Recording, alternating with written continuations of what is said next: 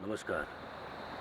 भारतवर्ष के उत्तर पूर्व में बसे हरा भरा प्रांत अरुणाचल, जिसे हम the land of dawnlit mountains और the land of rising sun के नाम से भी जाने जाते हैं। अरुणाचल जिसमें 26 जनजातियाँ रहते हैं, और ऐसे ही एक जनजाति जो अन्य जनजाति से उनकी रहन सहन, उनकी बोलचाल, उनकी माइग्रेशन बहुत ही अजीब है।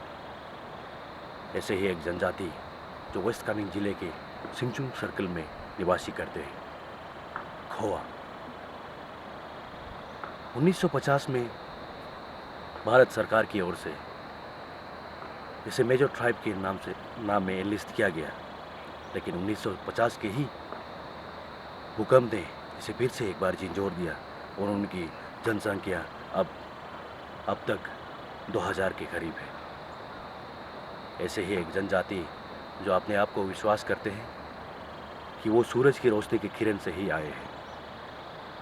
उनका ये मानना है कि अब तक उनको फुरकों का जगह अब यही कहीं तिब्बत में है, झमकम।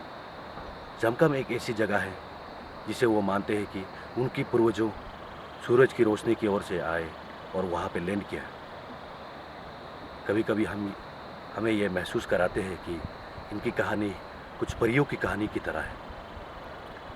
जमकम से होते आए सिकोंगराई तक उनकी एक ऐसी कहानी है, माइग्रेशन की कहानी है। सिकोंगराई से उनकी पूर्वजों स्केटर होते गए, जिसे हम सिंगचुंग, अब मेरे पीछे देख सकते हैं, सिंगचुंग और वांगहो, कास्पी, दिचिन, मागोपांग इत्यादि उनके मुख्य गांव हैं।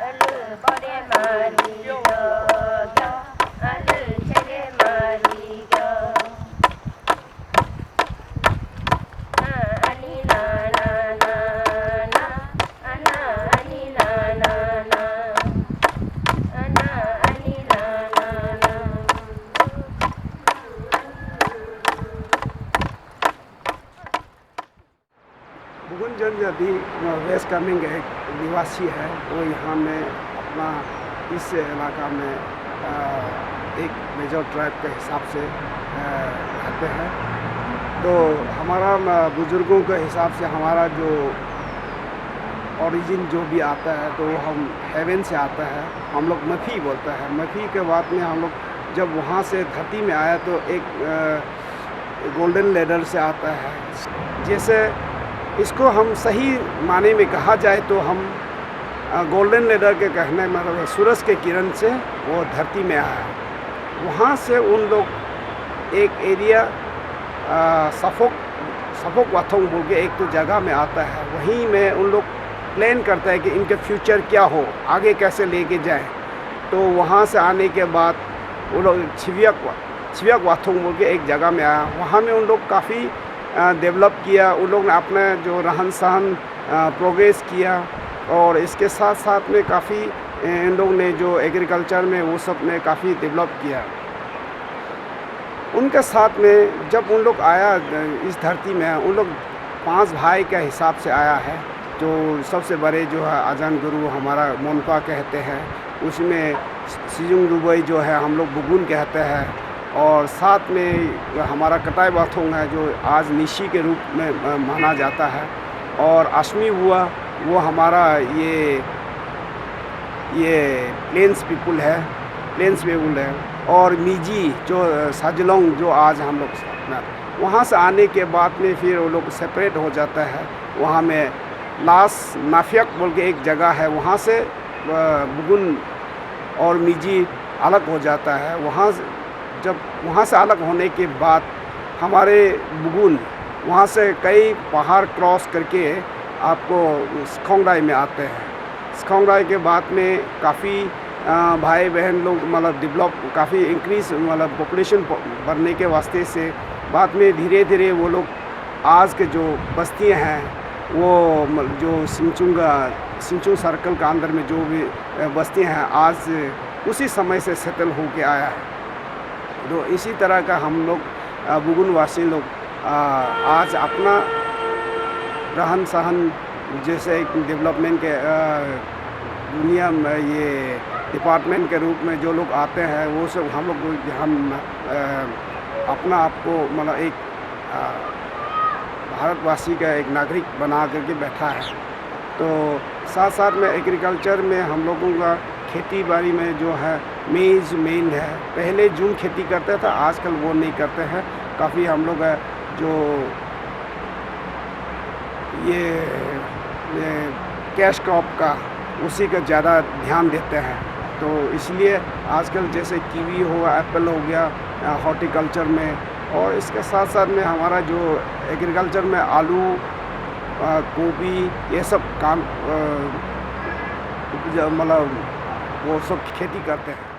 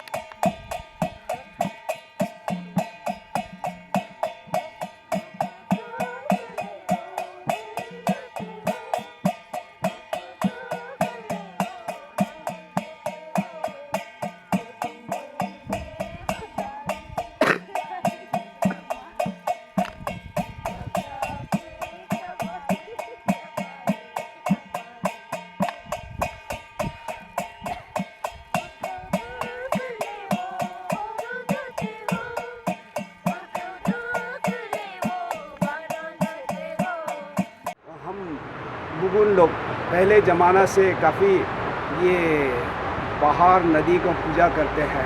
तो हमारा जनरल ऐसा एक पूरा बुगुन का एक फेस्टिवल होता है, वो फम्फू बोलता है, लेकिन उसका इंडिविजुअल अपना अपना विलेजेस में अपना अपना फेस्टिवल रहता है, जिसमें कोई छाट सोए, दींग सोए और जिले और ये सराय जाबो बोल के ऐसे अपना अपना इंडिविजुअल विलेजेस में मनाया जाता है। इसके साथ में जो हमारा हम लोग सदियों से मतलब पहाड़ जैसे छरित ये एक पहाड़ है जो हमारा ये सिंचू वासियों पूजा करते हैं, जो उसको बहुत पावरफुल माना जाता था। पहले ज़माना उनको शरीर को कहीं भी जाना है, कोई भी अगर एक्शन लेना है, कोई भी काम करना है, खेती भी करना है, कहीं अगर किसी मीटिंग में भी जाना है तो हम लोग शरीर को पहले पूजा करके जाता था।